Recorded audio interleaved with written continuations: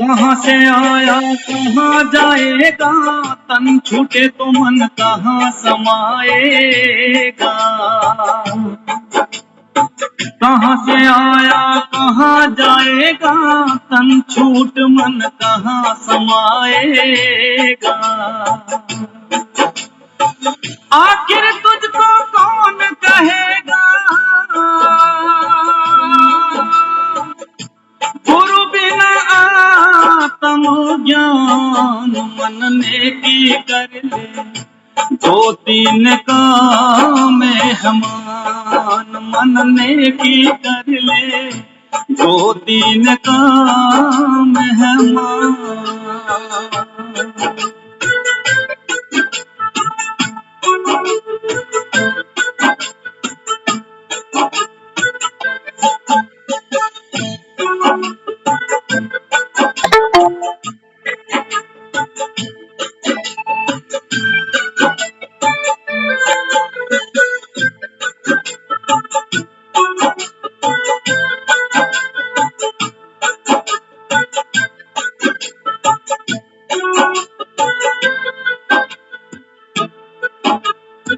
कौन तुम्हारा सच्चा साईं, झूठी है ये सकल सगाई।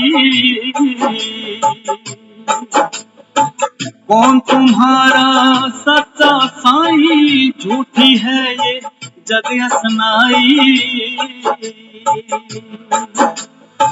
कौन ठिकाना है तेरा भाई, क्या बस्ती क्या नाम मन ने की कर ले। दो तीन काम मेहमान मन ने की कर ले। दो तीन काम मेहमान।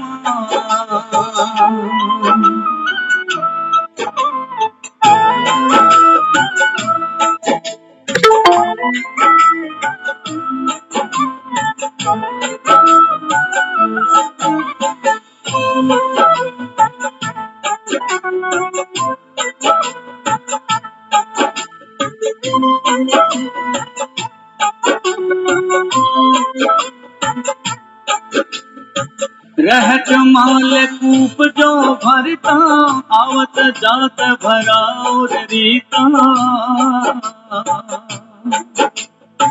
रहत माल कूप जल भरता, आवत जात भरा और रीता। युगो युगो से मरता जीता, क्यों करता अभिमान मन ने की कर ले। दो तीन काम मेहमान मन ने की कर ले। दो तीन काम मेहमान।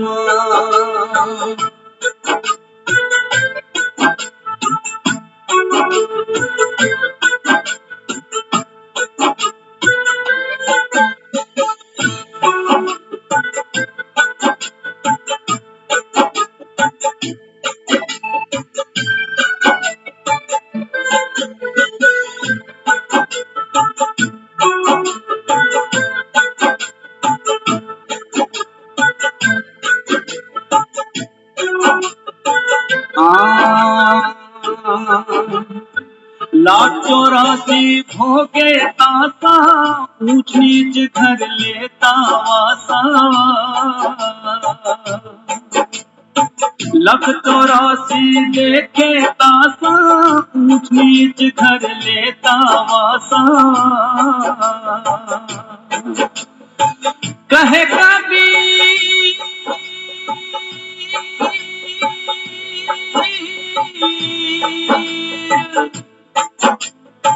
कहे कबीर सुनो भाई साधो, ले ले गुरु का नाम मन ने की कर ले। दो दिन का मेहमान मन ने की कर ले। दो दिन का मेहमान। दो दिन का मेहमान, दो दिन का मेहमान, दो दिन का मेहमान।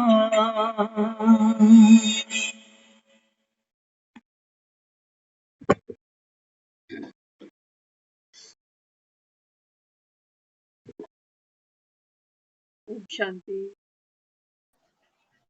ओम ओम शांति शांति दीदी। दीदी। तो घर घर के अंदर पितरों का आवाहन शुरू हो चुका, श्राद्ध लग चुके हैं। बाबा क्या समझाते हैं, बाबा कहते हैं बच्चे, जिन आत्माओं के लिए हम श्राद्ध करते हैं ना, कि जाते जाते कुछ दे गई तुमको, मकान दुकान धन के सिवा कुछ और समझा के गई कोई और, बाबा कहता है तुमको सीख देकर गई ये 2 दिन का। बाबा कहता है आप यहाँ पर मेहमान हो। आज हम जिनका श्राद्ध कर रहे हैं ना, हम आपको पर्सनल बता दें, आज हम जिनका श्राद्ध कर रहे हैं, हमने अपनी आंखों से देखा वो किसी और का श्राद्ध करते थे एक समय। ऐसा ही देखा होगा हम सबने घरों, है ना।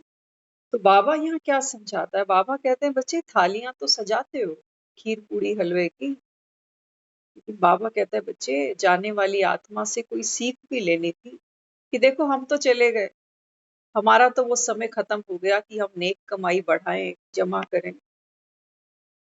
तुम्हारे पास अभी भी एक गोल्डन चांस है। पुराने समय में लोग ऐसा मानते थे कि घर में कोई ना कोई एक कमाने वाला जरूर चाहिए, तब घर चलता है, सबके पेट पलते हैं। होता है ना ऐसा, किसी के घर में कोई कमाने वाला ना हो तो कितना दुख लगता है, कोई कमाने वाला भी नहीं, है ना। तो जैसे दुनिया में कमाई जरूरी है पेट पालने के लिए, आज वक्त बदल गया। बाबा कहता है बच्चे अब ये कहाँ बैठे हो, अभी संगम पर बैठे हो। जिस भगवान को ढूंढते थे याद करते थे वो आ गया अभी इस भारत को स्वर्णिम भारत बनाने के लिए, अच्छे दिन लाने के लिए। तो बाबा कहते हैं बच्चे हर घर में अब वो समय तो चला गया, बड़े बड़े मकान हमको चाहिए थे, हमने बना लिए, बढ़िया गाड़ियां चाहिए थी वो हमने खरीद ली, वहां तक की रेस तो हम सब ने करी है, जीते भी है यथाशक्ति। लेकिन अब समय की जो मांग है वो बदल गई। आज वक्त की ये डिमांड है कि हमारे घर के अंदर सिर्फ बड़ा मकान नहीं, बढ़िया फर्नीचर नहीं, बढ़िया लग्जरी नहीं, आज हमारे घर के अंदर वो वाइब्रेशंस होनी चाहिए कि कोई कमजोर दुखी भी हमारे घर के अंदर आए, पानी का ग्लास पिए तो शांति का अनुभव करे। आज ये कमाई की जरूरत है। कोई एक भी अगर अपनी आत्मिक शक्ति को, आंतरिक शक्ति को बढ़ाएगा, ये कमाई है। एक आत्मा ये कमाई एक घर में करेगी तो सबके पेट पाल देगी। आज इसकी जरूरत। तो श्राद्ध खिलाने से, पितरों को शांत करने से, हर साल तो करते हैं, हर साल गणपति बिठाया ना, अभी गणपति बिठाया, अभी ये श्राद्ध शुरू हो गए। बाबा कहते बच्चे जीवन में कुछ आपकी चिंताएं, कुछ बाबा कहता है जीवन के अंदर कोई संकट कष्ट कोई रिड्यूस हुए, कुछ कम हुआ। बाबा कहता है, आज की मुरली थी ना, बाबा ने क्या बोला, जितना बाबा कहता है मगज माना हमारी बुद्धि ज्ञान से भरपूर रहेगी, उतना बाबा कहता है आप फिक्रों से फारिग हो सकते हो। और बाबा कहता है कोई सोर्स नहीं है। जिन पंडितों को हम हलवे पूड़ी खिला रहे हैं ना, सच्चाई तो ये है, ये 15 दिन इनकी कमाई का समय है। हमने तो खुद ऐसे देखे हैं, जो थोड़े से अच्छे परिवारों से होते हैं ना, वो खुद वहां जाते हैं और छोटे छोटे जो उनके सीनियर जूनियर का भी सीन रहता है इसमें, जूनियर को किसी और ऐसी जगह पे भेज देते हैं। लेकिन जहाँ अच्छा माल पानी मिलता है वहां खुद जाते हैं, भले ही 2 घंटे का भी रास्ता हो वो भी चल जाता है। तो बाबा यहाँ क्या समझा रहा है? बाबा कहते हैं बच्चे, जब कोई चला जाता है दुनिया से तो भी उसके नाम पे दान करते हो, और बाबा कहता है जब कोई शरीर छोड़ने वाला होता है ना तब भी उससे दान कराते हो।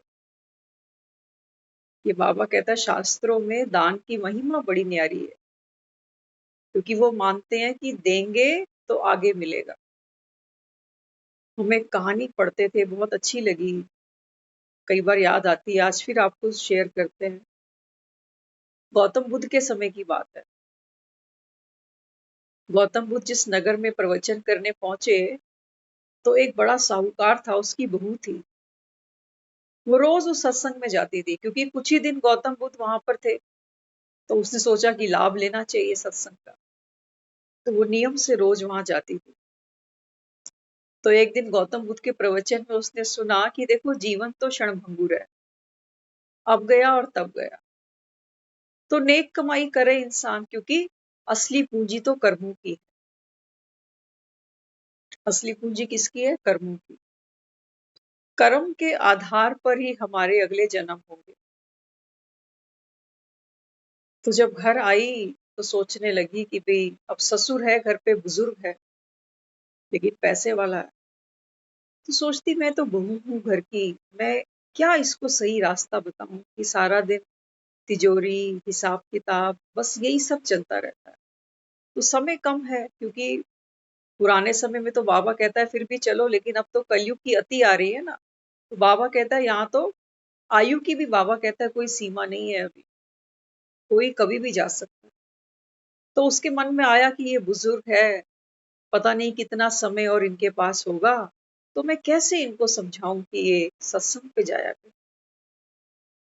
संकोच भी था क्योंकि बहू थी। तो एक दिन सुबह सत्संग जाने से पहले ना उनको खाना देके जाती थी। तो खाना जब सामने रखा तो थोड़ा सा उन्होंने खाया, तो पूछने लगी पिताजी खाना ठीक है? तो कहते हाँ खाना ठीक है, अच्छा बना है, रोज तो बनाती हो? कहती नहीं वो बात नहीं है, आज थोड़ा खाना जो आपको खिलाया ना ये बासा है। तो कहने लगा बासा खाना क्यों है, घर में कोई चीज की कमी है क्या हमारे? बासा खाना क्यों परोस के दिया मुझे? कहने लगी नहीं आप समझे नहीं, बासा खाना माना अभी इस जन्म में हम जो खा रहे हैं ना ये पिछले कर्मों का है, ये इसलिए बासा है। लेकिन अगले जन्म में हम क्या खाएंगे, उसके लिए तो हमने कोई कमाई ही नहीं करी।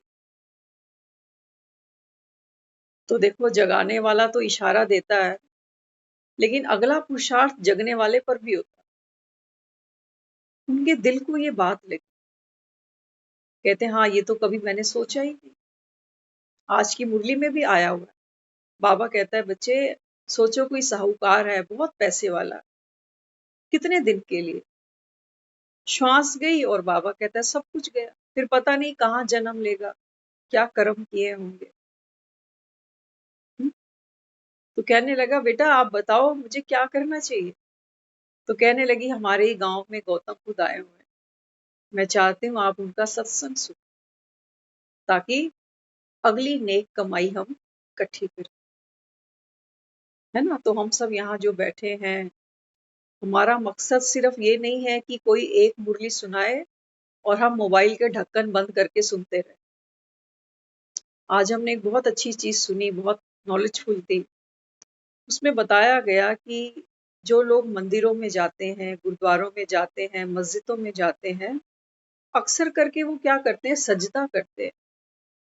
गुरुद्वारे में भी माथा टेकते हैं, मंदिर में भी माथा टेकते हैं, मस्जिद के अंदर भी सजदा करते हैं और सर ढक के करते हैं। कारण देखो, अब तो खैर हमारा रिवाज खत्म हो गया पैर छूने वाला, लेकिन आज भी कुछ लोग हैं जो पैर छूते हैं और सामने वाला हाथ ऊपर करके आशीर्वाद देते हैं। तो किसी ने पूछा कि इसके पीछे क्या लॉजिक है, क्या वाकई कुछ आदान प्रदान होता है? आज तो सिर्फ शब्दों का आदान प्रदान होता है। वो कहते हैं पैरी पूर्णा, वो कहते हैं जीते रहो। कई बार मुख से कुछ नहीं कहता, ना वो छूने वाला कहता है पैरी पूर्णा, ना वो कहता है तू जीते रहो, दोनों चुप। तो जो रिवाज है उसको पूरा कर। लेकिन वास्तविकता क्या थी? तो समझाने वाले ने बहुत बहुत गहरी बात समझाई। वो कहते हैं हम सारा दिन में जो जो कुछ सोचते हैं ना, वो एनर्जी हमारी पूरी बॉडी में फ्लो करती है। सोचो आप एक्सपेरिमेंट करके देखना, कभी एक सैड सॉन्ग चलाओ, दिल के अरमा आंसुओं में बह गए। तो वो जो हम कानों से सुनते हैं ना, वो भावना हमारे अंदर प्रवेश कर जाती है। तो वो वाइब्रेशंस बनती हैं, वो एनर्जी अंदर रोटेट होती है पूरे शरीर में। और एक गाना चलाओ, आज मेरे यार की शादी है, ढोल बजेगा, नाचने का मन करेगा। तो कहने का भाव क्या, जैसे म्यूजिक होता है, उसके बोल होते हैं, उन शब्दों का प्रभाव हमारे चित्त पर पड़ता है।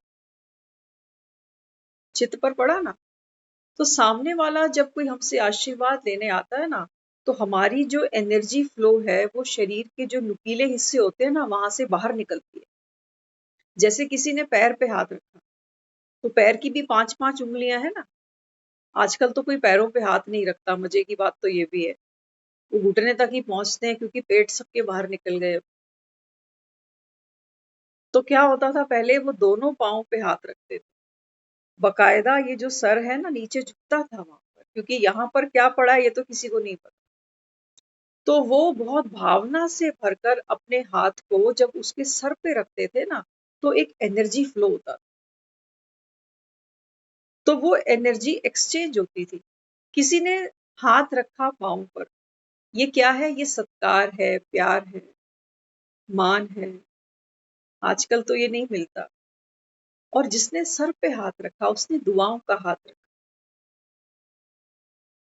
तो ये क्या था? ये बहुत बड़ी एनर्जी एक्सचेंज थी। पुराने समय में लोग जब घरों से जाते थे ना, तो बुजुर्गों के हाथ पांव ऐसे छू के चलते थे, आशीर्वाद लेके चलते थे।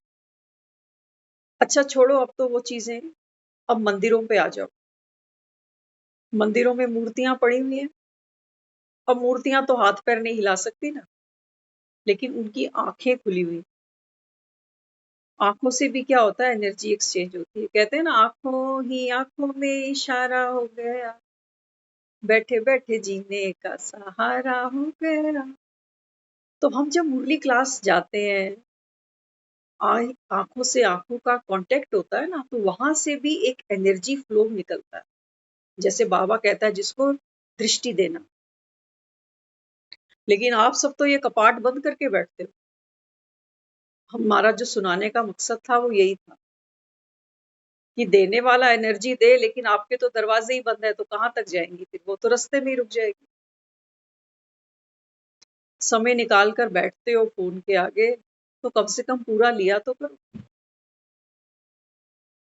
हाँ, कोई कभी कभी होता है कोई इशू कि चलो भाई आज क्लास में तो आए हैं लेकिन स्क्रीन ऑन नहीं करेंगे। लेकिन रोज ही, जयपुर वाले रोज हमेशा स्क्रीन ऑन करते थे। लेकिन वो कहते हैं ना, संग का रंग चढ़ता है। सबकी स्क्रीन बंद होती है, तो अब उन्होंने भी बंद करनी शुरू कर दी, जयपुर से। हम्म? अभी नजर नहीं लगेगी किसी को भी। अभी तो बाबा श्रृंगार कर रहा है बच्चों। गाना सुनाते हैं ना, नजर ना लग जाए। हाँ, तो बाबा कहते हैं बच्चे अभी तो श्रृंगार चल रहा है, तुम अभी से ही मेरे सामने नहीं आओगे तो मैं तुमको श्रृंगारूंगा कैसे?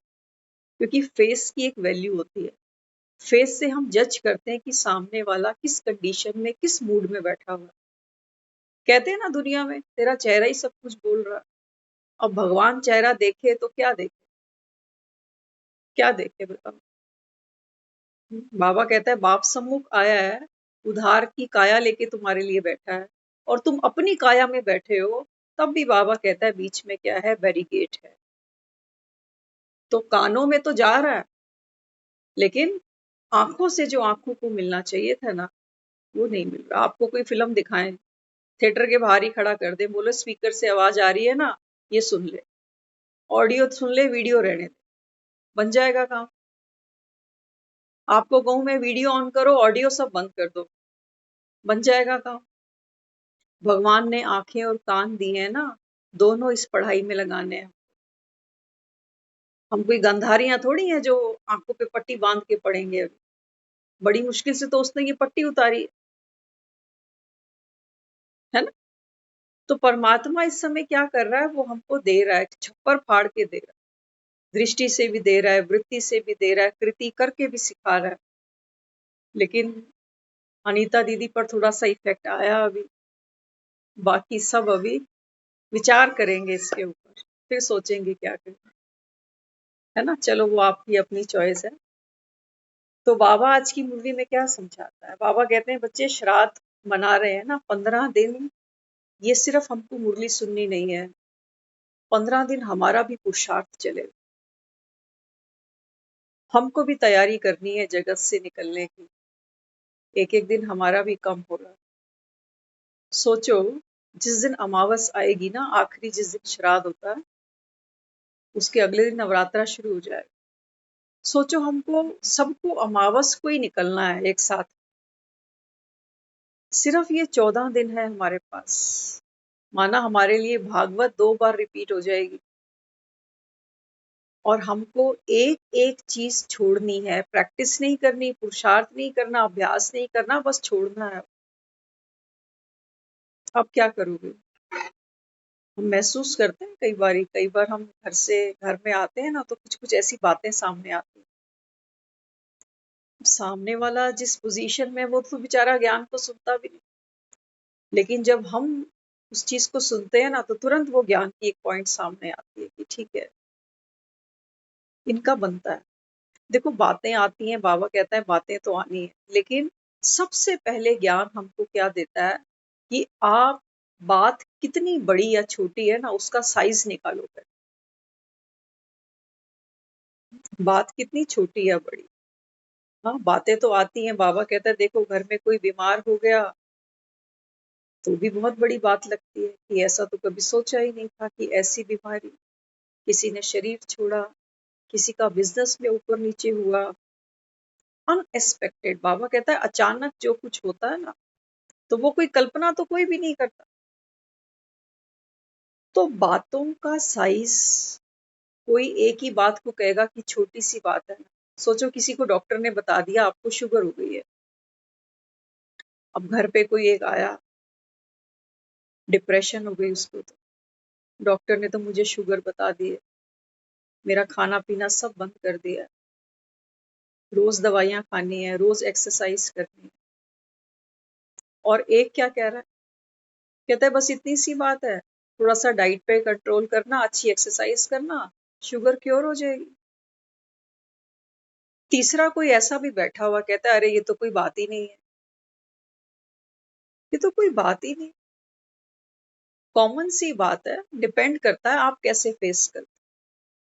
तो एक ही इशू था, घर के 3-4 लोगों ने अपना अपना ओपिनियन दिया। बाबा कहते हैं बच्चे बातें आएंगी, लेकिन ज्ञान क्या करता है। सोचो अपने हाथ में अभी ये सोचो एक ब्लूटूथ है, ठीक है। अब इस ब्लूटूथ का वजन कितना होगा, सोचो आधा किलो होगा, है ना। अब ये आधा किलो का वजन है अब मैं इसको कितनी देर उठाऊं, इसके वजन पे डिपेंड नहीं करता, वो डिपेंड करता है कि मेरे अंदर कितनी ताकत है इसको पकड़ के रखने की, है ना। तो मेरी शारीरिक जो कैपेसिटी है उसके ऊपर डिपेंड करता है कि मैं इस आधा किलो के वेट को कितनी देर पकड़ सकती हूँ। ठीक इसी प्रकार बातों का कोई वजन नहीं है, हमें जितनी हमारी आंतरिक शक्ति कम होगी, उतनी हमको वो बात बड़ी लगेगी, भारी लगेगी। और जितनी हमारी आंतरिक शक्ति ज्यादा होगी, ये आधा किलो का वजन कुछ नहीं है ना। तो ज्ञान क्या करता है, ज्ञान हमको, बाबा कहता है ना बच्चे महावीर कौन है, महावीर बाबा कहता है वो आत्मा जो पहाड़ को राई राई को रुई बना, तूफान को तोहफा बना दे। लेकिन सिर्फ ज्ञान सुनने से नहीं होगा। आपको अगर डॉक्टर ये कह दे ना कि आपको 5 बादाम रोज खाने हैं, तो बादाम खरीद के खाने पड़ेंगे आपको। सिर्फ रोज पढ़ने से बात नहीं बनने वाली कि डॉक्टर कहता है 5 बादाम खाओ, 5 बादाम खाओ। अंदर ताकत तो गई नहीं। बादाम बादाम करने से थोड़ी बादाम की ताकत अंदर जा रही। तो बाबा समझाता, बाबा कहते हैं बच्चे योग का घृत आत्मा में डालो। उसके लिए बाबा कहता है बच्चे आपको पुरुषार्थ करना पड़ेगा। कोई चला जाता है ना दुनिया में, पूजा करते हैं दिवंगत आत्मा के लिए, तो एक दिया हम सब जलाते हैं घर के अंदर कि आत्मा जहां भी हो अच्छा जीवन मिले, अच्छा परिवार मिले, अच्छी हेल्थ मिले, अच्छा धन मिले। बिना दिए मिलेगा? बाबा ने आज की मुरली में कहा ना, बाबा कहते हैं बच्चे सब कुछ जो बाप को देकर जाते हैं, दुनिया में तो भक्त जो कर रहे हैं, बाबा कहता है ये तो मेरे नाम से दान करते हैं, लेकिन आप बच्चों के लिए बाबा कहता है गोल्डन चांस है। बाबा कहते हैं बच्चे जिस जिसको तुमने अपना माना, बाबा कहते हैं बच्चे ये सब मुझे दे दो, ट्रांसफर कर दो, भविष्य में बाबा कहता है तुम्हें इससे अच्छा दे दूंगा। आज की मुरली में बाबा ने बहुत अच्छी एक बात बताई। हाँ, बाबा कहते हैं बच्चे तुमने तो पुकारा ना मुझे कि तू तो खिवैया है, मेरी नैया पार लगा दे। तो बाबा कहता है ये जो नैया है ना, ये शरीर और आत्मा की बात। नाव पुरानी है, बाबा कहता है ये शरीर और आत्मा, बाबा कहता है दोनों पतित। आत्मा में भी बल नहीं है। कईयों के आगे हम अगर ज्ञान की चर्चा करें, कुछ समझाना चाहें ना, वो कितने भी ट्रबल में हो, कितनी भी परेशानी हो, लेकिन वो आत्मा ज्ञान को कंसीडर नहीं करना चाहती, ज्ञान को कंसीडर नहीं करना चाहती। तो बाबा यहाँ समझाता, बाबा कहते हैं बच्चे आप ज्ञान को सुनते हो, समझते हो, तो धारण किया। एक तो होता है पेशेंट को हम अच्छी डाइट खिलाते, फ्रूट खिलाएंगे, जूस पिलाएंगे, उसको एक पावर मिलती है। और एक पेशेंट खाने लायक ही नहीं, उसको ब्लड चढ़ा देते हैं, ग्लूकोज चढ़ा देते हैं। किस में ताकत ज्यादा मिलेगी आप बताओ? किस में ताकत ज्यादा मिलेगी? हाँ? तो बाबा यहाँ क्या समझाता, बाबा कहते हैं बच्चे जो आप खुद चर्निंग करते हो, ये बाबा कहता है आपको ज्यादा शक्तिशाली बनाएगा, ज्यादा शक्तिशाली बनाएगा ना। तभी तो भगवान ने हमको दांत दिए। पहले दूध के दांत निकलते हैं, वो टूटते हैं, तो उसके बाद वो दांत कितने मजबूत होते हैं, पूरी लाइफ चल जाते हैं। बाबा कहते हैं बच्चे जो ज्ञान आप खुद चर्न करते हो, मनन चिंतन करते हो, ये आपको ज्यादा शक्तिशाली बनाता है ना। तो हमको क्या करना पड़ेगा अपनी आंतरिक शक्ति को बढ़ाने के लिए? सबसे पहले तो बाबा कहता है बच्चे नो गॉसिप, व्यर्थ की बातें। ये कलयुग, बाबा कहता है देख रहे हो ना अभी, घर घर के अंदर बाबा कहता है बच्चे कलयुग बैठा हुआ है। हाल चाल पूछते हैं सारा दिन, पता नहीं किस किस के हाल चाल पूछते रहते हैं। और हाल चाल भी क्या होते हैं, तबीयत ठीक है, दवाई खा ली, फर्क पड़ा कोई, टेस्ट करा लिया, रिपोर्ट आ गई, भाई ये चीज कितनी महंगी हो गई है। यही तो बातें हैं हमारी। और कौन सी बातें? और कौन सी बातें? सुबह पार्क में निकलो तो लोग यही चर्चा कर रहे हैं, इसके घर की, उसके घर की। बाबा कहता है अगर चाहते हो कि घर में एक कमाई करे, नेक कमाई करे, तो फिर कमाए। बाबा कहता है फिर गवाए नहीं हो, क्योंकि जो कमाने वाला होता है ना, उसको पैसे की कदर होती है। हम सब यहाँ बैठे हैं, नोट कमाने वाले तो हमारे घर में और कोई ऑप्शनल हो भी सकते हैं। आजकल तो सभी कमा रहे हैं ना।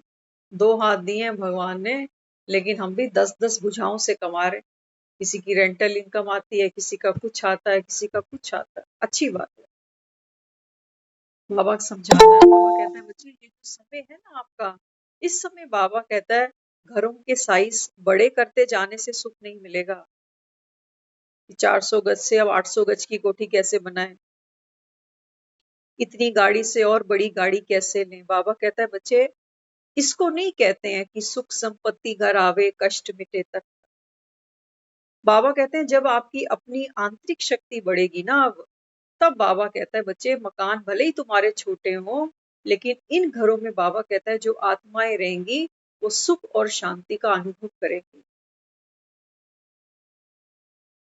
वो करेंगी। लेकिन उसके लिए कमाई तो करो। दुनिया में भी नोट कमाने जाते हैं तो 8-10 घंटे तो वैसे ही लग जाते हैं। 8 घंटे बैठना पड़ता है, एक आधा घंटा तो जाने आने में लग जाता है। लगता नहीं लगता? कई 12-12 घंटे कमाते हैं बेचारे। और हम 1 घंटा यहाँ बैठते हैं, 23 घंटे क्या करते हैं वो कोई नहीं जानता। वो हर कोई अपना अपना जानता है कि मुरली जो सुनते हैं ये बाद में वाकई कहीं लिखते हैं, लिख कर कहीं पढ़ते हैं, क्योंकि हम सब कहाँ बैठे हैं अभी, ये ईश्वरीय गॉडली क्लासरूम है ये। हम सब स्टूडेंट हैं यहाँ। ये कोई सत्संग नहीं हो रहा कि कोई महात्मा बैठा हुआ है और वो हमको कहानियां सुना रहा है, कथाएं सुना रहा है। ये बाजी है कल्प कल्प की, खेल नहीं है। आज मुरली में लास्ट में बाबा ने बोला ये ब्लाइंड फेथ नहीं है। ऐसे नहीं सोचना कि पता नहीं सत्युग किसने देखा, कलयुग तो देख रहे हो, या इसमें भी अभी कोई गुंजाइश बाकी है? कलयुग देख रहे हो ना। घर घर में बीमारियों का पसारा है, घर घर के अंदर कलेश है, कोर्ट कचहरियां है कि नहीं है? अनबन है रिश्तों में, बच्चे संभालने भारी पड़ रहे हैं आज तो। देख लिया कलयुग, बाबा कहता है, या इस पर भी तुमको भरोसा नहीं है अभी? तो बाबा कहते हैं बच्चे, ये जो संगम है ना, ये आपकी कमाई का समय है। अब बाबा कहता है ये वो समय है, या तो तुम कमाओ या बाबा कहता है गवाओ। बाजी सारी बाबा कहता है अभी।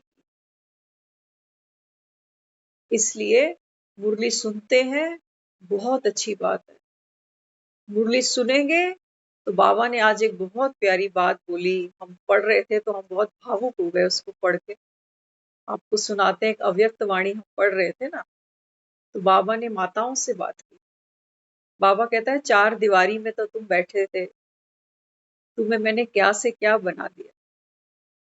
और वाकई सच्ची बात है। हाँ, बाबा कहते हैं बच्चे, वंदे मातरम के लायक मैं तुमको बनाने आया। अब बाबा जो वहां बैठा ना, तो बाबा मुरली सुनाते सुनाते माताओं से क्या बोला। बाबा कहता है अच्छा चलो, 2 मिनट बाबा कहता है सब अलर्ट होके बैठो, अभी अपने ऊपर ले जाना। ऐसे नहीं सोचना कि बाबा वो हॉल में बैठा हुआ उन लोगों से बात कर रहा है, नहीं, बाबा हमसे बात कर रहे हैं। हम बैठे हैं अभी बाबा के साथ। तो बाबा ने क्या कहा। बाबा कहता है कि बच्चे, आप सब बाप दादा को प्यार करते हो ना? पूछता है बाबा कि भगवान से प्यार करते हो ना? हाँ। तो बाबा ने अगला सवाल पूछा, परसेंटेज में करते हो, कितने परसेंट करते हो? हाँ? तो सबने क्या जवाब दिया होगा, 100%। तो बाबा ने कहा, बाबा कहते हैं बच्चे, प्यार तो कभी परसेंट में नहीं होता ना। हम अपने घर वाले को अगर ये बोलें कि मैं तेरे को 95% प्यार करती हूँ, तो क्या बोलेगा? 5% किसको करते हो? अनबन हो जाएगी ना। तो हर कोई क्या मांगता है, 100 मांग। तो बाबा कहते हैं बच्चे, सोच समझ के बोलना, रिटर्न दूंगा तुमको। तो देखो, सच्चे दिल पर साहेब राजी, सच्चे दिल पर साहेब राजी। हमारे में भी बहुत से बहनें बैठी हुई हैं अभी यहाँ पर। 2 बहनों ने हाथ खड़ा किया और उन्होंने हाथ खड़ा करके इशारा दिया कि बाबा, हमारा अभी आपसे प्यार नहीं है, अभी हम सिर्फ मुरली सुन रहे हैं, मुरली धर के नहीं बने अभी। तो बाबा ने फिर पता है क्या कहा। बाबा ने जवाब दिया। बाबा कहता है अच्छा प्यार नहीं करते हो ना? बाबा कहता है कोई हर्जा नहीं। बाबा कहता है लेकिन करना पड़ेगा, जाओगे कहाँ? जीते जी नहीं करोगे। बाबा कहता है कि दुनिया मरने के बाद तुम्हारे कहेगी वो भगवान को प्यारा हो गया। जिससे कभी प्यार ही नहीं किया, ये दुनिया भी कह देगी कि उसको प्यारा हो गया। तो बाबा कहते हैं बच्चे जाओगे कहाँ? प्यार तो बाबा कहता है तुझे करना पड़ेगा। हाँ? तो बाबा ने फिर प्यार की क्या रिटर्न दी देखो बच्चों। क्या रिटर्न दी? बाबा कहते हैं बच्चे जैसे बाबा ने बताया कि कई बार क्या होता है, बाबा कहते हैं इस समय संगम पर, हम कहते हैं ना, भीड़ में क्या होता है, साधुओं की भीड़ हो और उन साधुओं में एक दो कोई असाधु भी हो ना, जैसे आसमान में सितारे निकलते हैं ना, तो सारे चमकते हैं। कुछ ऐसे होते हैं जो बहुत डिम होते हैं, उनके साथ वो भी चमकना शुरू कर देते हैं। जैसे दिवाली पे देखो, घरों के बाहर लाइटिंग करते हैं ना, छोटे छोटे बल्ब जलाते हैं, तो बीच में तो कोई दो तीन बल्ब होते हैं वो नहीं जलते, लेकिन उन पे नजर ही नहीं जाती क्योंकि इतने चमक रहे होते हैं आसपास सारे।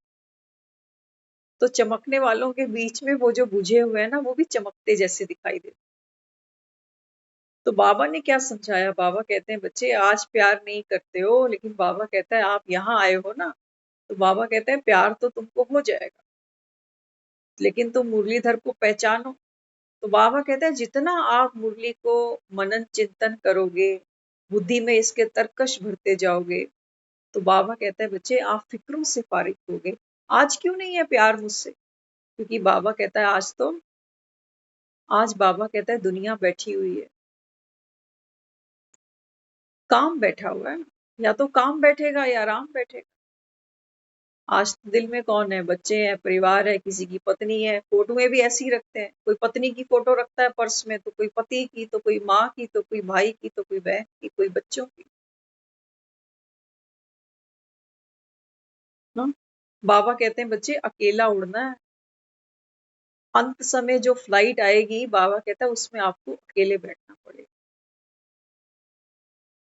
इसलिए बाबा यहाँ समझाता, बाबा कहते हैं बच्चे मरने से पहले क्या करो? दान करो। क्या दान करें बाबा? क्या दान करें? हम बाबा कहते हैं बच्चे सर्वस्व लुटा दो। जैसे सुदामा का दिखाते हैं ना, सुदामा ने क्या किया? दीनहीन था, पुराना मित्र था, पुराना मित्र था। बाबा कहते हैं बच्चे मैं तुम्हारा पुराने थे पुराना। जहां से बाबा कहता है तुम चले हो ना, बाबा कहता है तुम्हारे घर से मैं हूँ, तुम्हारा परम मित्र मैं हूँ, परम पिता मैं हूँ, परम शिक्षक मैं हूँ, परम सदगुरु मैं हूँ। परम बाबा कहता है मैं ही हूँ, लेकिन तुम भूल बैठे हो क्योंकि माया ने तुमको बुलाया। इसलिए बाबा कहते हैं बच्चे मैं कौन हूँ? तुम्हारा मित्र हूँ। लेकिन बाबा कहते हैं जन्म लेते लेते लेते आत्मा जैसे दरिद्र हो गई। अब बाबा कहता है जिसके पास सुशील बुद्धि होगी, सुशील बुद्धि चाहिए दान करने के लिए, सारे नहीं कर सकते। कई लोग तो दान करते हैं ना, पछताते भी रहते हैं कि ज्यादा चला गया हाथ से, ज्यादा चला गया। तो बाबा समझाता, बाबा कहता है सुशील बुद्धि होगी, तो बाबा कहता है फिर जो सुदामा होगा ना, ये बाबा कहता है जो भी कुछ पास में है संकोच नहीं करेगा। देखो घर से तो ले ही आया ना बेचारा, अगर छिपाना चाहता तो घर से लेके नहीं आता। देने में उसको संकोच हो रहा है कि ये क्या सोचेगा मेरे बारे में, इतना बड़ा द्वारकाधीश और लेके क्या आया भेंट में? ये सूखे चावल। बाबा कहते हैं बच्चे तू मुझे क्या चढ़ाएगा? है क्या तेरे पास? काया देख अपनी। ना तुम 15 मिनट खड़े होने जोगे हो, ना 15 मिनट बैठने जोगे हो। बैठते हो तो खड़े नहीं हो सकते, खड़े होते हो तो कहते हैं गुड्डे जवाब दे। काया कैसी है हमारी? सबकी उम्र की तो बात ही छोड़ो कि 70 के बाद बीमारी आती है, आजकल तो पैदा होते ही देख रहे हैं दुनिया। काया बाबा कहता है तुम्हारी पतित, मन बाबा कहता है तुम्हारे रुग्ण, उदास, चिंतित, परेशान, दबे पड़े हैं बोझ के नीचे। और बाबा कहता है धन, धन तो बाबा कहता है जितना कमाते हो उतना कम हो जाता है। तभी तो बाबा कहता है देखो कमाइयों से तुमको फुर्सत ही नहीं मिलती कि भगवान आया तो कुछ हम वो भी ले लें, कोई अविनाशी कमाई भी कर लें।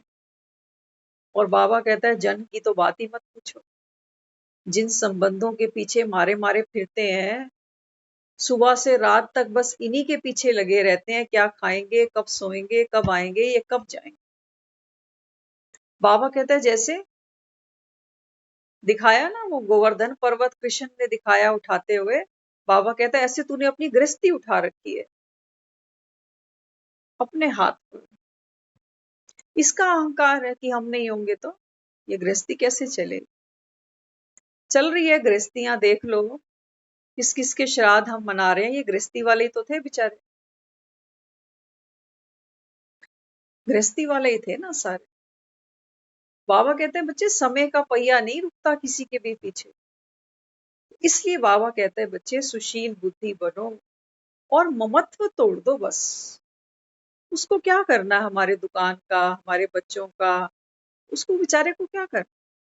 वो तो ये कहता है बच्चे ये कलयुग कौन लेकर आया, कलयुग किसने बनाया, हमने और आपने ही तो बनाया। हमारे घर में हम 24 घंटे बैठते हैं, गंदगी कौन कर रहा है, हम ही तो कर रहे हैं। अब हमारा घर जब गंदा होगा तो हम ये तो नहीं कर सकते ना, हाय कितनी गंदगी है, बैठने का भी मन नहीं कर रहा, कितनी बदबू आ रही है। हाँ, आज हम दुनिया के बारे में ऐसे ही बात करते हैं, हाय ये दुनिया कैसी हो गई, हद ही हो गई लोगों की, तो ऐसी बात करते हैं ना। अब जब घर हमारा है, गंदगी हमने की है, तो सफाई कौन, हम ही तो करेंगे। अब ये जो दुनिया को कलयुग कलयुग हम कह रहे हैं, बाबा कहते हैं बच्चे कलयुग बनाने वाले आप, सतयुग बाबा कहता है लाने वाले भी आप। तो लाने के लिए फिर करें क्या, गंदगी मचाने के लिए भी तो कितना उद्यम मचाया होगा। गंदगी मचाते हैं, देखना कभी घर में क्या क्या करते हैं, जूठे बर्तन रख दिए, फिर वहां से कुछ पाँव में जूते में कुछ लगा कर आ गए, फिर खाते हुए कपड़े मैले गंदे हो गए, सब कुछ करे जा रहे हैं। हैं? तो बाबा यहाँ क्या समझाता, बाबा कहते हैं बच्चे जब आपका घर गंदा होता है ना, तो कई बार हम मेड से सफाई करा लेते हैं, लेकिन बाबा कहता है जो तेरा चित्त मैला हुआ है ना, इसकी सफाई बाबा कहता है बच्चे तुझे मेड बन के करनी पड़ेगी। इसके लिए कोई बाजार में मेड नहीं मिलेगी तुझे कि दे किसी को 2,500-3,000 रुपया और आके जरा ज्ञान सुनकर हमारा काम कर दे, ऐसे नहीं हो सकता। आपकी चिंता है ना, आपके मन में क्या चिंता है वो तो आप ही जानते हो ना। भगवान को भी हमने बोला है कि तू तो अंतर्यामी है, बाबा कहता है बच्चे मैं अंतर्यामी नहीं, एक एक की बाबा कहता है मैं नहीं जानता। और क्या जानू, बाबा कहता है तुम्हारे मन में है क्या, परेशानियों के सिवाय, चिंताओं के सिवाय। बाबा कहता है मैं जानी जाननहार नहीं हूँ, हाँ मैं नॉलेजफुल हूँ, मैं वो सब जानता हूँ जो दुनिया में कोई दूसरा नहीं जानता, मैं ज्ञान का सागर हूँ तो तुमको ज्ञान दे रहा हूँ। अब बाबा समझाता है बच्चे मन में जो व्यर्थ है ना, इसको बाबा कहता है सबसे पहले छोड़ो। तो आज हम यहाँ बैठे हैं, पहला श्राद्ध कर रहे हैं, आज पहला श्राद्ध है ना, सब एक संकल्प करना आज, अगर भगवान से प्यार किया है ना, उसको मिलने की बात है, पहले की बात नहीं हो रही है, अभी समक्ष बैठा हुआ है हमारे। अगर भगवान से सच्चा प्यार किया है तो आज अपने आप से ये प्रतिज्ञा करना कि आज के बाद किसी के भी प्रति, चाहे कोई आत्मा कैसी भी हो, उसके प्रति हम कभी व्यर्थ नेगेटिव ना कहेंगे ना सुनेंगे। सफाई करनी है ना घर की, तो सबसे पहले हमको ये स्टेप पे काम करना पड़ेगा। कोई सुनाने भी आया है ना, आउट करो उसको। एक तो हम सफाई कर रहे हैं, सोचो घर में कोई पोछा ही लगाता है ना और उस पर कोई चलता आता है तो क्या करते हैं, अरे दिख नहीं रहा तुझे, रुक जा 10-5 मिनट सूखने दे इसको। इतनी तो हमको पोछे को भी संभालने की अकल है। और हम यहाँ बैठे हैं रोज मुरलियां सुन रहे हैं, कह रहे हैं पतित पावन आया हुआ है आत्माओं को पावन बनाने, लेकिन दुनिया की बातें तो हम आज भी नहीं छोड़ पा रहे। सोचो, ये जिसको हम गपशप कहते हैं ना, ये बहुत बड़ा ट्यूमर है हमारे अंतरात्मा के लिए, बहुत बड़ा। क्योंकि हम बहुत कैजुअल समझते हैं ये सब बातें। देखो, हो सकता है जिन बातों को हम व्यर्थ और नेगेटिव कह रहे हैं ना, इन बातों में थोड़ी सच्चाई भी हो, है ना। सोचो, जैसे किसी के घर में कुछ ऐसा हो गया, कोई पुलिस केस बन गया, या किसी के घर में कोई झगड़ा हो गया, बात तो सच है, बात तो सच ही है, हुआ ये सब। लेकिन मैं अपने मुख से इसका वर्णन क्यों करूं? दूसरे की कमजोरी का वर्णन क्यों करूं कि इसने ऐसे किया, फिर उसने वैसे कहा, फिर उसने ऐसे कहा, है ना। मेरे अंदर अपनी कमजोरियां क्या कम है? अपने घर का कचरा क्या कम है? हम दूसरों का कचरा भी ले आए, अच्छा चलो ले आए तो ले आए कचरा, साथ में उसको पकड़ के भी रखा हुआ है कि इसकी ये बात मैं मरते दम तक नहीं भूलने वाली। कचरा है ना, व्यर्थ की बातें हैं। कोई हमारे ऊपर भी तो कोई कटाक्ष कर सकता, जब वो कानों में पड़ता है तो कहते हैं ये बात तो मैं इसकी कभी नहीं भूलूंगी। मत भूलो, उसका तो कुछ नहीं जा रहा, लेकिन हमारे जो मन की शांति है, जो आंतरिक शक्ति है ना, वो खत्म हो रही है। ये शक्ति हम अपनी सफाई में लगा सकते थे, क्योंकि झाड़ू पोछा करने के लिए तो शरीर में ताकत चाहिए ना, तब तो सफाई करोगे। तो आंतरिक स्थिति को मजबूत करने के लिए, उसके लिए भी हमको इनर पावर चाहिए ना। पावर तो हमने सारी वहां खर्च कर दी कि मैं ये बात भूलूंगी ही नहीं उसकी। जब उसकी वो बात भूल ही नहीं रही, तो बाबा की मुरली की एक बात फिर याद कैसे रहेगी? एक बात वहां से डिलीट होगी। फोन में करते हो ना, फोन में कोई चीज सेव करना चाहो तो सेव नहीं करता वो कहता है नॉट इनफ स्पेस। तो कुछ डिलीट करो, तब इसमें नया आएगा। अब हमारी मेमोरी में इतनी सारी बातें, पता नहीं कितने कितने साल पुरानी, वो सब हम स्टोर करते जा रहे हैं, करते जा रहे हैं, करते जा रहे हैं। तो फिर मुरली कहाँ रुकेगी? मुरली कहाँ रुकेगी?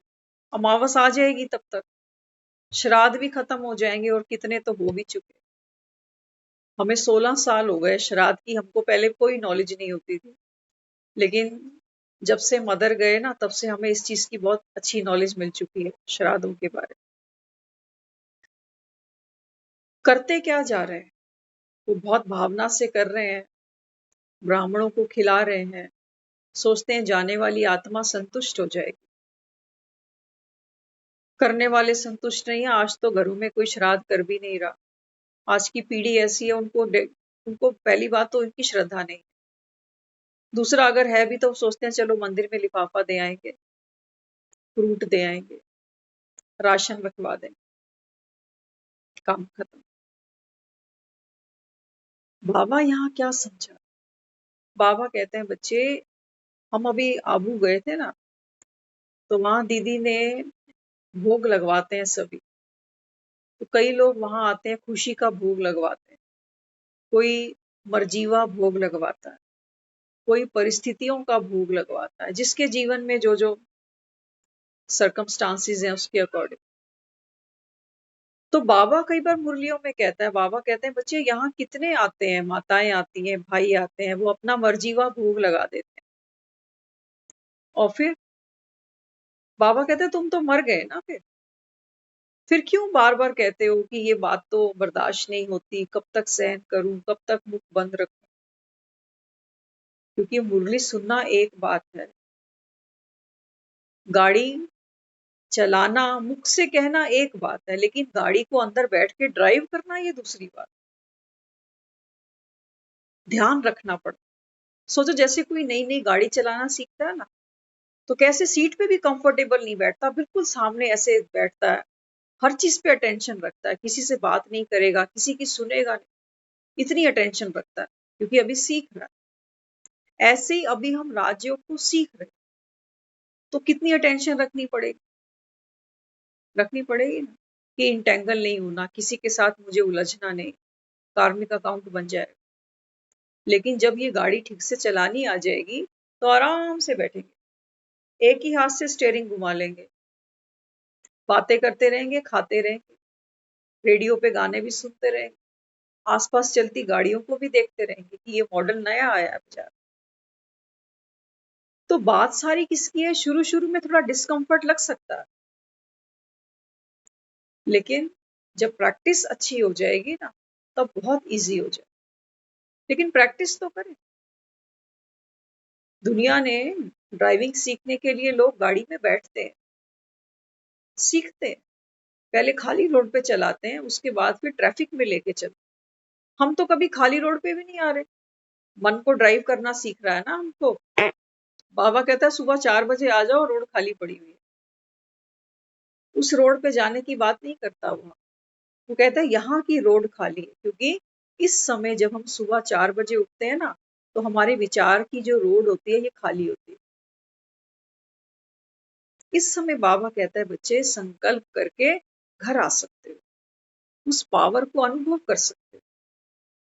किसी को गाड़ी चलानी आ जाए और जब वो गाड़ी ड्राइव करता है ना, उसको बड़ा मजा आता है, खुशी होती है कि हाँ मैंने चलानी सीख ली।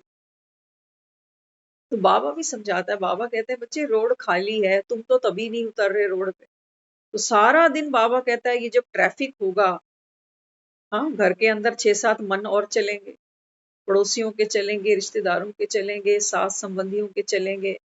इनके बीच में बाबा कहता है मन की गाड़ी को सेफ कैसे चलाओगे? तब तो बाबा कहता है टकराव होगी संस्कारों की, एक्सीडेंट होंगे, कैसे बचोगे? या तो वैसे ही चलते रहो जैसे चल रहे थे, धक्के खाते खाते, इसने वो कहा मैंने वो कहा, अब हमारी बनती ही नहीं। या तो बाबा कहता है ऐसे चलो, बड़ा हो कलयुग। इस समय वर्ल्ड की बहुत बड़ी जो पॉपुलेशन है ना, वो कलयुग को बढ़ाने का काम करती है। चंद मुट्ठी है, बाबा कहता है, जो भगवान की श्रीमत पर चले। कोविड गया ना अभी, कोविड के समय भी और कोविड के अभी बाद में भी पूरी सृष्टि की जो आत्माएं थी, डर में थी, पैनिक अटैक था, एग्जाइटी थी, बेचैनी थी। पूरी विश्व की आत्माओं ने ये सब वाइब्रेशंस क्रिएट किए और सृष्टि की जो, जिसको हम कहते हैं एनर्जी लेवल था ना, वो और नीचे चला गया। हमको अप लेके जाना है इसको। तो बाबा समझाता है ना, बाबा कहते हैं बच्चे आप कहते हो ना कि बाबा हम एवर रेडी हैं, एवर रेडी होंगे, इस साल को होंगे, उस डेट को होंगे। तो बाबा कहते हैं जब तुम ऐसा संकल्प करते हो ना, तो प्रकृति तुम्हारा संकल्प कैच करती है और तुमको सहयोग देती है। सिक्का पलटना होता है ना, तो क्या करते हैं, सिक्का पलटते कैसे? एक तरफ को बिल्कुल दबा देते हैं, तब वो नया जो उसका पहलू होता है वो बाहर निकलता है। तो जब तक बाबा कहता है कलयुग पूरा अंत पर नहीं आता, अभी तो बाबा कहता है आप एक साथ संकल्प करते नहीं। कुछ बच्चे बाबा कहते हैं ऊपर चढ़ते हैं पुरुषार्थ में, और कुछ कहते हैं नहीं अभी नहीं, थोड़े दिन बाद से करेंगे। आलस आता है, अलबेलापन आता है। तो बाबा कहते हैं बच्चे जैसे विश्व की सब आत्माओं ने एक साथ मिलकर कोविड के समय में क्या किया, डर की एनर्जी को डेवलप किया। डर था ना, घर घर के अंदर डर था, दहशत थी। तो बाबा कहता है बच्चे ऐसे ही आपको प्रेम की, रहम की, करुणा की जो वाइब्रेशंस है, इनको एक साथ पैदा करना पड़ेगा। दिवाली सब एक साथ मनाते हो, होली सब एक ही दिन मनाते हो। ऐसा तो नहीं होगा कि आप अपने घर में अक्टूबर में दिवाली मना लो, हम बोले नहीं हमको तो बोनस नवंबर में मिलेगा, हम तो नवंबर में करेंगे। कोई बोले हमको तो फरवरी में मिलेगा, हम फरवरी में मना लें।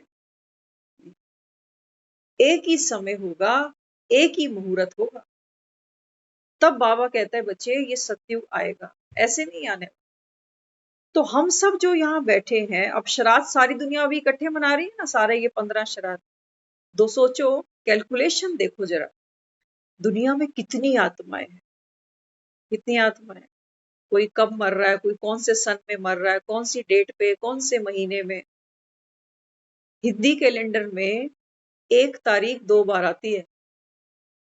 हिंदी तिथि के अनुसार 1 महीने के अंदर माना 30 दिन के अंदर 11 तारीख 2 बार आएगी, 15 तारीख 2 बार आएगी।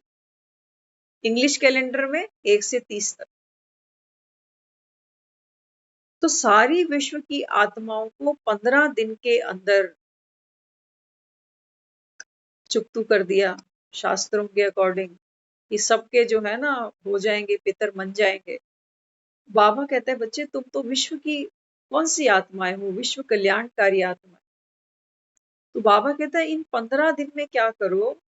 एक तो बाबा कहता है मर्जीवा बनने का पुरुषार्थ, क्योंकि जब तक तुम पितर नहीं बनते, पितर माना मोह भंग हो गया अभी घर से, परिवार से, बच्चों से, पैसे से, हर चीज से, तभी तो ये पूजा करेंगे तुम्हारी। ऐसे कौन फोटो पे हार चढ़ाता। फोटो पे तो हार चढ़ाने से डर भी लगता। लेकिन बाबा कहता है बच्चे वास्तव में बात क्या है। आज भी सेंटर पे जब हम गए ना तो वहां किसी का भोग रखा हुआ था। 1 साल हुआ था उनको, लास्ट ईयर उनकी डेथ हुई थी, तो आज उनकी पुण्य स्मृति थी। तो फोटो पे जब हार चढ़ाते हैं ना, बाबा कहते हैं बच्चे वास्तव में ये प्रतीक किसका है। जब कोई आत्मा चली जाती है शरीर छोड़ के ना, तो उसका टोटल निकाल। आज हमारा टोटल नहीं निकल सकता, क्योंकि अभी हम अपने कर्मों को इतना श्रेष्ठ भी बना सकते हैं कि बहुत आगे चले जाएं, और इतना डाउन भी जा सकते हैं कि जो अभी तक जमा किया था वो भी सब खप जाए। इसलिए आज हम उस स्थिति पर नहीं है। तभी कहता है ना बाबा ब्राह्मणों की माला नहीं बनती। तो बाबा कहते हैं बच्चे जब अंत समय आता है ना आपका, उस समय बाबा कहता है बच्चे जो जो आपके कर्म थे, जैसे संकल्प थे, जैसी वृत्ति थी, जैसी दृष्टि थी, उसके अकॉर्डिंग बाबा कहता है गुणों की माला आपको अर्पण की जाती। लेकिन बाबा कहता है ये माला उतनी छोटी या बड़ी होगी जो पुरुषार्थ करके गुण आपने अपने अंदर धारण किए होंगे। गुलाब के फूल की माला चढ़ाने की बात नहीं है, 4 घंटे बाद सारे गुलाब मुरझा जाएंगे, फिर ये माला डस्टबिन में ही जाएगी, और कहाँ जाएगी। लेकिन बाबा बात करता है गुणों की। बाबा कहता है जितने गुणों को धारण करोगे, बाबा कहता है आपके अंदर से खुशबू आएगी, आपका चरित्र। बाबा ने बोला ना मुरली में, तेरा चलन, तेरा चेहरा, बाबा कहता है चलता फिरता सेवा केंद्र। बाबा कहता है मैं तेरे गले में ये हार देखना चाहता हूं, बाजारों के हार नहीं। बाबा कहता वो तो कोई भी खरीदता है, बाजार से चढ़ा देता। लेकिन बाबा कहता है जब ये हार आपने पहने होंगे ना, तब बाबा कहता है बच्चे आप पितर बनते हो, एक परिवार के नहीं। आज हम सब अपने अपने पितरों को मना रहे हैं। पंडित कहता है पितर दोष लग गया आपको। बाबा कहता है बिल्कुल, तुम्हारा पितर कौन है। पुराने ते पुराना कौन है संसार में। वो कहता है मैं ही तो हूँ, परम बीज मैं हूँ। बाबा कहता है मुझे ही तुमने कह दिया कि कण कण के अंदर है, कुत्ते बिल्ली के अंदर है, सर्वव्यापी है। मंदिर मंदिर, तीरथ तीरथ धक्के खा रहे हो, कहते हैं सबके अंदर भगवान है। फिर क्या पड़ गई तीर्थों पे जाने की तुम। घर में ही 6 भगवान है, घर में 2 भगवान है। एक दूसरे के दर्शन करो, एक दूसरे को वरदान दो, एक दूसरे के आगे धूप बत्ती जलाओ। तीरथ पे क्यों चले गए, क्यों व्रत किया, क्यों दान किया। सबके अंदर भगवान है तो भिखारी में भी तो भगवान है ना। क्या हमारी इतनी औकात है हम भिखारियों को माना भगवान को दान देने चल पड़े। इसका मतलब कहनी और कथनी और। बाबा कहता है ये पितर दोष तुझको लगा हुआ है। और बाबा कहता है मैं खीर पूड़ी से नहीं मानूंगा। पितर होते हैं ना, हमें याद है अच्छे से, ये दिन आते थे ना, तो अक्सर हम, क्योंकि उस समय होता है कि बाजार जाना है, कपड़ा ये वो, तो हमेशा कहते थे इन दिनों में कपड़ा नहीं खरीदना, पितर नाराज हो जाते। कहते ये कैसे पितर है, इन्हें तो खुशी होनी चाहिए कि चल भाई बच्चे नए कपड़े पहनेंगे। हम ये कहते थे उस समय कई बार, तो ये कैसे पीते रहे, हमें तो, हम मरे तो हमारे पीछे कोई ले कपड़ा, कोई जीन्स जूस खरीद के लाए तो हम कहेंगे चल अच्छा है, बच्चे मौज कर रहे हैं मेरे। ये कैसे पीते रहे, ये नाराज हो रहे हैं कपड़ा नया खरीदने से। तो हमें कभी ये चीज जची नहीं। हम कई बार कर लेते थे, बताते नहीं थे घर पे कि हम नई चीज खरीद ली है। हाँ, तो बाबा क्या कहता है, देखो हर चीज के पीछे ना एक सेंस है। क्यों नया कपड़ा नहीं पहनना इन दिनों में, ये हमको अब समझ में आती है, पहले नहीं समझ में आती थी। उनके पास जवाब ही नहीं होते थे, किससे मांगे जवाब। उन्हें सिर्फ ये पता है कि नहीं खरीदना, नहीं पहनना। क्यों नहीं पहनना वो कहते हैं ये बात है, बस वो नाराज हो जाते। लेकिन आज हमको समझ में आती है कि वास्तव में बात क्या है। बात ये है, बाबा ये कहता है, देखो ये दिन कौन से चल रहे हैं, कौन से दिन चल रहे हैं, कहते हैं श्राद्धों के दिन। तो श्राद्धों के दिन माना दुनिया को रुखसत देने का समय आ रहा है। हर चीज से विदाई, तन से, तन के संबंधों से, धन से। हाँ, तो अब इस पुरानी पतित दुनिया से बाबा कहता है तुझे विराग आना चाहिए। अगर बुद्धि दौड़ी नए कपड़े की तरफ कि इस शरीर को मैं सजाऊं, सुंदर लगूं, दूसरों को आकर्षित करूं, लोग वाह वाह करें कि क्या खूब लगती हो, बड़ी सुंदर दिखती हो, फिर से कहो, कहते रहो, अच्छा लगता है। तो मरते आदमी का वैराग जरूरी है। वो बात सिर्फ ये नहीं थी कि जाने वाला मुझे देख रहा है कि आज नई जीन्स पहन रखी है, बात वो नहीं। श्राद्ध का मतलब अपनी तैयारी, खुद की तैयारी। कहाँ बुद्धि है तुम्हारी, खाने में, पहनने में, बाजारों में, मंदिरों में, कहाँ पर बुद्धि भटकी है, कहाँ अटकी है, उसको निकालो वहां से। बात ये थी, कोई है थोड़ी वहां बैठा हुआ। लोग तो कहते हैं ना, पितर होते हैं तो वो सारे आपस में बैठते हैं, पूछते हैं तेरी थाली आ गई, तेरी आ गई, और मुंहों ने मेरी थाली तो निकाली ही नहीं। सोचो, बाबा कहते हैं बच्चे वास्तव में देखो ये दिखाया क्या गया, ये दिखाया गया अतृप्त असंतुष्ट आत्माओं की जमात लगी पड़ी है। जिसने शरीर छोड़ा, घर छोड़ा, बच्चे छोड़े, पति छोड़े, अब खीर पूड़ी चाहिए। खीर पूड़ी पे मन अटका पड़ा। सोचो जिसका श्राद्ध कर रहे हैं, कहीं बच्चा बन के जन्म लिया होगा ना। अब बच्चा तो दांतों के साथ पैदा नहीं होता, या होता है। बाबा ने कुछ दिन पहले भी मुरली में ये बात की। बाबा कहता है श्री कृष्ण की जन्माष्टमी करते हो, सुबह उसको दूध पिलाते हो, फिर झूला झुलाते हो, रात को उसको खीर पूड़ी खिला देते हो। एक ही रात में इतना बड़ा हो गया बच्चा। कोई गया होगा, 1 साल में वो बच्चा इतना बड़ा हो गया कि वो 6 पूड़ियां खा लेगा और कटोरा वो खीर का खा लेगा। कौन खा रहा है बाबा, ये सिर्फ भासना है। कहता है ना बाबा, तुम ब्राह्मणों को बुलाते हो ना तो भासना लेते हो कि जाने वाली आत्मा ने खाया, जाने वाली आत्मा ने।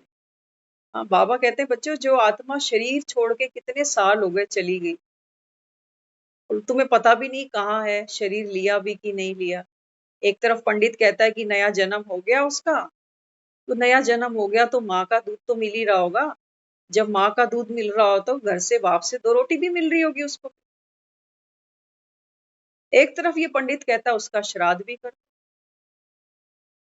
तो या तो जन्म हुआ है या फिर श्राद्ध करो, एक ही बात मानो ना। फिर क्यों कहते हो आत्मा बार बार जन्म ले रही है, भटक रही है? किस लिए भटक रही है? शरीर के लिए तो भटक रही है। ब्राह्मण पेट में रोटी डालेगा। बहुत सुंदर हमने एक घटना सुनी थी, श्राद्धों से रिलेटेड थी। एक गुरु था, गुरु ने अपने एक शिष्य को बोला कि देख पितरों को मनाना है ना, तो हम भी ऐसा करते हैं, आज खीर बनाएंगे, तो तू ये बर्तन ले जा, इसके अंदर दूध ले आ। तो वो चेला बेचारा चला गया दूध लेने। अब यहाँ बैठे बैठे बैठे 4 घंटे बीत गए, वो दूध लेके नहीं आया। तो गुरु ने सोचा कि मैं देखता हूँ ये क्या हो गया, अभी तक आया नहीं दूध लेकर। तो रास्ते पे जब निकला ना तो वहां देख रहा है कि चेला तो रास्ते पे बैठा हुआ और देख के दंग रह गया कि सामने एक गाय पड़ी है मरी हुई। वो कह रहा है बुद्धू तू यहाँ क्या कर रहा है, मैं कब से इंतजार कर रहा हूँ, दूध ला दूध ला। पितर मनाने हैं, भोग लगाना। कहता है गुरु जी देखो ये गाय है ना, मैं इसको यहाँ घास काट के इसको चारा भी खिलाने की कोशिश कर रहा हूँ, ये चारा खा ले तो मैं दूध इसका धो के आपके पास ले आऊं। तो गुरु ने ऐसे माथे पे हाथ रखा, कहता है तेरी बुद्धि कहाँ चली गई? एक तो गाय मरी हुई है, क्या मरी हुई घास घास खाएगी? पहले तो तू ये सोच। तो चेले ने क्या कहा, गुरु जी ये गाय तो अभी अभी मरी है और मैं इसके पास बैठा हूँ घास लेके, तब ये नहीं खा रही। और जिन पितरों की आप बात करते हो, कितने साल पहले शरीर छोड़ा, क्या वो आपकी खीर खाएंगे? बात है दान की। बाबा कहता है बच्चे करनी खोर को दे देते हो ना सब कुछ, बात तो है दान की। सियाने लोग ये कहते थे हाथ का दान होना चाहिए, अपने हाथ से दान करना चाहिए। अपने हाथ की बात वो बार बार कहते हैं कि एक हाथ से दो तो दूसरे को पता नहीं चलना चाहिए। तो वास्तव में बात क्या है, दान तो जो दे रहा है ना उसको लग रहा है, किसके नाम से दे रहे हो वो एक बहाना है।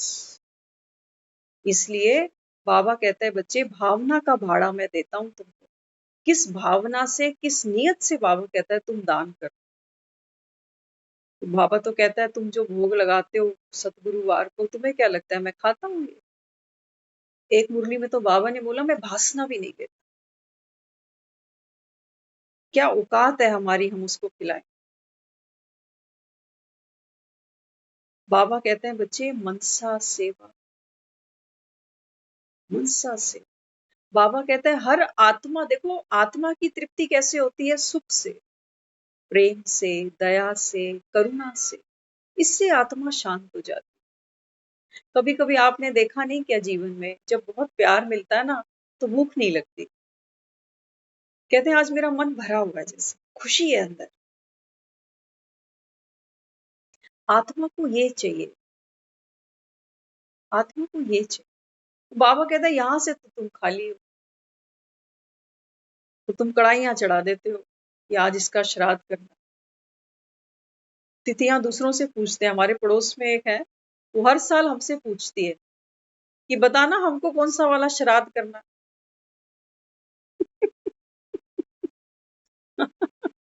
तो हमसे पूछती है, अभी आज सुबह भी पूछा उन्होंने, हमारा कौन सा श्राद्ध है आप हमें बता देना जो हमें करना होता है। मैं ठीक है आपको बता दें। तो देखो वो भी भूल जाते है ना। तो भावना क्या रखनी है हमको, हमारी तैयारी करनी, दान करना है। दान उस चीज का करना है जिससे हम भरपूर होंगे, और कोई दान नहीं लगने वाला।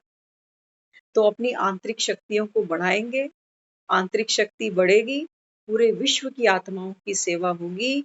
एक परमात्मा को अगर राजी कर लेंगे तो हर आत्मा, बाबा कहते हैं ना तेरे भाने सरबत का भला। बाबा कहते हैं बच्चे जब तुम सतयुग बनाते हो ना तो तुम्हारे बहाने कितनी आत्माओं को, बाबा कहते हैं सुख शांति की वाइब्रेशन मिल जाती है। वो काम तुमको करना है। तो सतयुग बनाने के निमित्त हम बच्चे, उसके लिए अगर हमें प्यार से किसी को पूड़ी हलवा खिलाना है तो कोई गुरेज नहीं करना, खिला देना। बाबा कहता है तेरी दो सेवाएं डबल हैं, जिस्मानी भी तो रूहानी भी। अभी तो शरीर में बैठे हैं ना तो खाएंगे पूड़ी हलवा, क्यों नहीं खाएंगे, अभी खूब खाएंगे भी और खिलाएंगे भी। लेकिन सेवा किसकी जान के करेंगे, राम की, कि राम की सेवा है। और दूसरी आत्मा की सेवा हो, ठीक है। उस शोक में नहीं बैठेंगे, जैसे पहले हम एक दर्द में जाते थे, अब किसी दर्द में नहीं जाना। अब राम की सेवा करेंगे, हर आत्मा संसार की तृप्त होगी। ओम शांति।